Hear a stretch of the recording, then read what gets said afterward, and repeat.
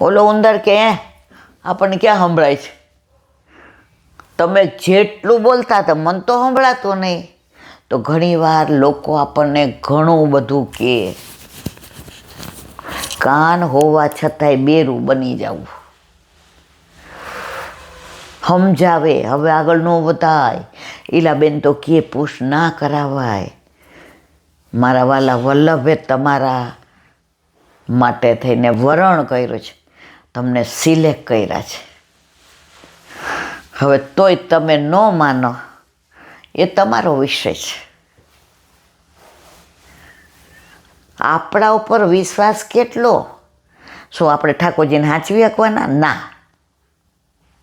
આપણે ઠાકોરજીને ગોલોકમાં છે એનું કોણ જેટલું સુખ આપવાના? ના. ઠાકોરજી કે મારા વલ્લભે કીધું જ, જેમ રાખે તેમ રહેવાનું. હવે આપણે અત્યારે જવું છે, આ વહેલા ઉઠી ગયા, સત્સંગ સવારે કરી લીધો, કારણ કે સાંજે ક્યારે પહોંચીએ અને આ પગની તકલીફને ક્યાંક માનો થાકી ગઈ ને હોઈ ગઈ તો આજનો દિવસ વાંચ્યો જાય. તો ભલે 2 કે 3 વિડીયો જે વલ્લભ કરાવે તે. અને ઠાકોરજીને આજે વહેલા હાલો મારા વાલા તું લઈ જાય છે, તો આજે કાંઈ રોટલી ને દાળ ભાત ને શાક ને નથી કરવાના. મારા પ્રભુ કરાવે એ કરશું, તોય રાજી જ. શ્યામ રાખે તેમ રહીએ ઉદ્ધવજી, શ્યામ રાખે તેમ રહીએ. મારા શ્યામને કાંઈ નવ કહીએ ઉદ્ધવજી, શ્યામ રાખે તેમ રહીએ. કાલે એક શાસ્ત્રીજી જે પ્યોર પુષ્ટિ માર્ગે અને સુબોધિનીજીના આધાર સિવાય એક શબ્દ ન બોલે. કાલે ત્યાં થોડી વાર સાંભળવા ગઈ હતી. એમણે બહુ સરસ કહ્યું કે પ્રભુને તમારા ઘરે પધારવું હોય ને તો એ કેવી લીલા કરે છે. એ કે ઇન્દોરમાં એક હસબન્ડ વાઈફ ટ્રાન્સફર થઈ એટલે ઇન્દોરમાં ગયા, એટલે ભાડે ઘર લીધું ને બધો સામાન જમાવ્યો ને હવે વરસ થયું તો એના વરે પરીક્ષા દીધી એટલે એને પ્રમોશન મળ્યો. તો વળી બોમ્બે ગયા, ત્યાં માંડ માંડ મકાન મળ્યું ને રહ્યા ને ત્યાં આની ટ્રાન્સફર પાછી ભોપાલ થઈ એટલે એના વાઈફ ખીચાણ. એ કે હવે છે ને હું એક જગ્યાએ રહીશ, મારે આમથી આમ આમથી ઓલી બિલાડી હાથ ઘર ફરે, મારા ઘર પર હવે નથી આવું, હું અહીંયા રહીશ, તમારે મહિને 2-5 દિવસ આવવું હોય તો. ઓલો કે પણ તું એકલી હું કરીશ, હમણાં લગ્ન થયા છે, હજી છોકરાય નથી, આ મુંબઈમાં અજાણી. એ કે પણ કાંઈક તો કરો તમે, આ 6 મહિના વરસ થયું ને આ ટ્રાન્સફર. એ કે ગાંડી આ પ્રમોશન માટે લોકો ગાંડા. એ કે મારે કાંઈ ગાંડું નથી, હવે છેલ્લી વાર આવું જ ભોપાલ તમારી ભેગી, હું નહીં આવું, હું થાકી જાઉં. હજી ક્યાંક આજુબાજુમાં જવા એડજસ્ટ આવો ત્યાં પાછા બિસ્તરા પોટલા બાંધો. હવે ભોપાલ ગયા તો નીચે ઘર ધણી રહે અને ઉપર મકાન.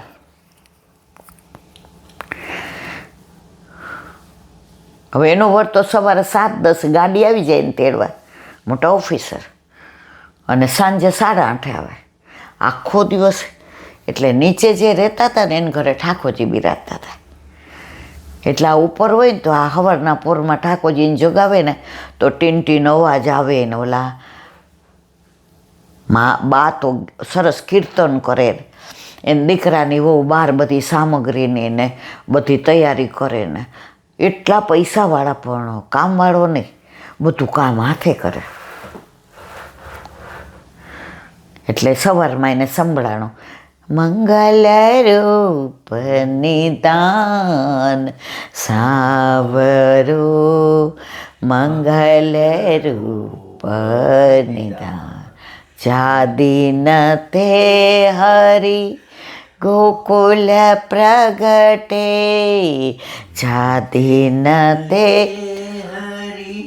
ગોકુલ પ્રગટે નિત નિત હોત કલ્યાણ સાવરું મંગલ રૂપ बैठी रहो श्याम गुण समरो बैठी रहो श्याम गुण समरो रैन दिन आठो या श्री भट्ट के प्रभु नैन भर देखो श्री भट्ट के प्रभु नैन भर निरखो पीताम्बर घनश्याम कमल नयन घनश्याम सावरो मंगल रूप मंगल निदान सावरो મંગલ રૂપ. હવે એને એમ થયું આ લોકોને ગમશે કે નહીં ગમે, એટલે નીચે આવીને છેલ્લા પગથિયા પર બેઠી, એટલે એને સંભળાય અને આ લોકો દેખાય. એટલે ઓલા ભાભીએ બાને કીધું, એ કે ઓલા ભાડવા તો આવ્યા છે ને, એ બેન એ કે દર્શન તો ન કરાવાય, પણ એને કે અંદર રૂમમાં બેસે. એટલે મંદિર એવી રીતે હતું કે રૂમમાં કોઈ બેસે એને દર્શન ન થાય, પણ આવી રીતે કીર્તન ને બધું સંભળાય. પછી આ એકલી, એટલે ઓલા લોકોએ કીધું, એ કે અમારી ભેગા જ પ્રસાદ, એ કે ના ના, સવારે મેં આમનું ટિફિન બનાવ્યું ને, એમને અમારે સવારે રોટલી દાળ ભાત શાક ન ભાવે, એટલે રોટલી શાક જ ને સંભારો કર્યો તો પડ્યું જ. એ કે ના ના, અમારે યાર લઈ લો ઠાકોરજીનું. એ કે તમારા ઘર કાનોડો છે? એ કે હા. એ કે તમે જોયું છે ગોકુળ વૃંદાવન મથુરા? એટલે આ લોકો બધા ગયા. એ કે તે નથી જોયું બેટા, બા હતા ને એને આમ આના વારી લાગતી. એ કે મેં કાંઈ ન જોયું, પણ મને કાનોડો ગમે બહુ. એ કે મને કાનોડાની વાતો કોઈ કરે ને તોય બહુ ગમે. એમાંય ગોકુળની ઓલી માખણ ચોરીની ને બધી વાતો કરે ને બા, એ મને બહુ ગમે. એ કે ઓલા કદમના વૃક્ષ ચડે ને વેણું વગાડે ને યમુનાજીમાં કૂદકા. એ કે તો પછી સાંજે અમે સત્સંગ કરીએ છીએ, કે અનુસર થઈ જાય ને 5:30, એટલે સત્સંગ કરીએ 6 વાગે, તો તું આવજે. એ ક્યાં, મારે તો આમે રસોઈયા 8:30 આવે, એટલે 8 વાગે જાવ. આજે હાંડવાનું પલાળી દીધું, એટલે હાંડવો તો ગરમ ગરમ એમને ઓલા ઈદડા ભાવે એટલે કરો. હવે તો અઠવાડિયું 10 દી થયું, તો આને તો રસ લાગ્યો. કોને? આ પેલા ભાડવા. જે અહીંયા સાંભળે ને એ રાતના બધી વાર્તા 84-252 શિક્ષાપત્રનું કાંઈ આવ્યું હોય, પછી બાને કાંઈ કોઈએ અનુભવ કીધા હોય, કે વ્રજમાં ગયા હોય ત્યારે ગિરિરાજ બાવાની પરિક્રમા કરતાં કરતાં ગાય મળી ગઈ હોય ને કેવી રીતના રાતના ગાય રસ્તો, આ બધું એના વરને કહે. પછી 15-20 દી થયા, એટલે રવિવાર હતો, એટલે આનો વર મોડો ઉઠે, કારણ કે રોજ એને 5:30 ઉઠી જવું પડે. એટલે 8:30 ઉઠ્યા. એટલે આ તો નાહી ધોઈને તૈયાર થઈને બધું હાથે બધું કામ, કપડાં વાસણ, 2 જણ એટલે નીચે વહી ગઈ. એટલે આ બાએ કીધું આ બેલ રાખવાની, તારું અમારું કામ હોય ને તો અમે આ બાજુની વગાડશું, ને તારે અમારું કામ હોય તો અહીંથી, એટલે તારે ઉપરથી પૂછવાનું. એટલે ઘડી કરી તો બાએ ઉપર નીચેથી બેલ મારી. એટલે ઓલા ભાભીએ કીધું, એ કે મંદાબેન ગુરુદેવ પધાર્યા તો અમે દર્શન કરવા જઈએ છીએ કાલે, તો તમારે આવવું છે? એટલે એને વર કે આજે જતા હોય તો મારે આવું જ, રવિવાર છે અને ગાડી આજે આપણી પાસે જ છે, ડ્રાઈવર નથી, હું ચલાવીશ. એટલે એણે પૂછ્યું, એ કે મારે વર, એ કે ત્યાં તો બધાય ન હોય. બધાય ગયા દર્શન કરવા. એટલે એણે આ બાને પૂછ્યું, એ કે બા તમારે જેમ વૈષ્ણવ થવું હોય તો ગુરુદેવ અમને કોન્ટી આપે? ગુરુદેવે તરત કીધું કે તારે એકને લેવું છે કે બેયને? તો એનું વર કે મારે લેવું છે. એ કે વ્રત કરવું પડે. એટલે કે 11 વ્રત કરીને 12 આવો. એટલે એનો વર કે ભગવાન જે ક્ષમા કરજો, પણ મારે એ કે 11 રજા ન હોય, અને હું અહીંયા કંપની છે ને એમાં હેડ ઓફ ધી ડિપાર્ટમેન્ટ છું, એટલે મારે એમ રજા. તો કે કાંઈ વાંધો નહીં, તમે શનિવારે વ્રત કરીને રવિવારે આવો. કે હવે બીજા રવિવારે પહોંચી ગયા ને બ્રહ્મ સંબંધ લીરમ. એનો વર ક્યાં એટલી રાજી રહે છે. મેં લખીને આપી દીધું કે મારે કોઈ પ્રમોશન નથી જોઈતું. અને ખુશી એટલી છે ને કે હવે ગામના, અને અમારે અહીંયા સરને આવવાનું હશે તો ભોપાલ આવતા આણે 1 કલાક મારી યાર ઝઘડો. હવે હું ઘડી ઘડી ક્યાંય નહીં આવું, પણ ગુરુદેવ કે તમે જીવ વલ્લભના હતા, એટલે વલ્લભે કેમ બીજે મકાન ન લીધો, કેમ બીજે ભાડે ન રહેવા ગયા. અને મહિના પછી ઠાકોરજી પુષ્ટ કરાવ્યા. હવે ઓલી દીકરી 21.5 કે 22 વર્ષની હતી, અને ઠાકોરજી પુષ્ટ કરાવ્યા. એનો વર કે હવે આપણે પછી એ કે ટાઈમમાં થાયશ ને, બાએ કીધું જ કે નીચે ઠાકોરજી પધરાવી દેવાના. એ કે મને આવડે, તું રોજ કરસ હું જોઉં છું, તો તમે કરશો હે? એ કે 5:30 ઉઠો છો તો 4:30 ઉઠીશ. 3 દિનનો જ સવાલ. ચોથે દિવસે તો એ કે ચોથે દિવસે બધું કરે પડશે. એ કે હું કરીશ. કહેવાનો આશય કે જેના ઘરે ઠાકોરજીએ પધારવું હોય છે, પ્રભુ ક્યાં ગ્વાલિયર, ક્યાં ઇન્દોર, ક્યાં મુંબઈ, ક્યાં ભોપાલ, ને ભોપાલમાં એવા ઘરે ભાડે લીધું ઘર કે જ્યાં બ્રહ્મ સંબંધે લીધું અને ઠાકોરજી પુષ્ટ કરાવ્યા. તો મારા વાલા, તમે ગમે એટલી ના પાડશો, પ્રભુને તમારા ઘરે પધારવું હશે તો એને કે એને એવી લીલા કરશે કે પધારશે, એમાં કોઈ શંકા ને શાન નથી. બોલો વલ્લભાધીશ. આજે થોડું થોડું જ વાંચશું, કારણ કે ઠાકોરજીને પહોંચી નીકળવાનું છે. 10મ સ્કંદ.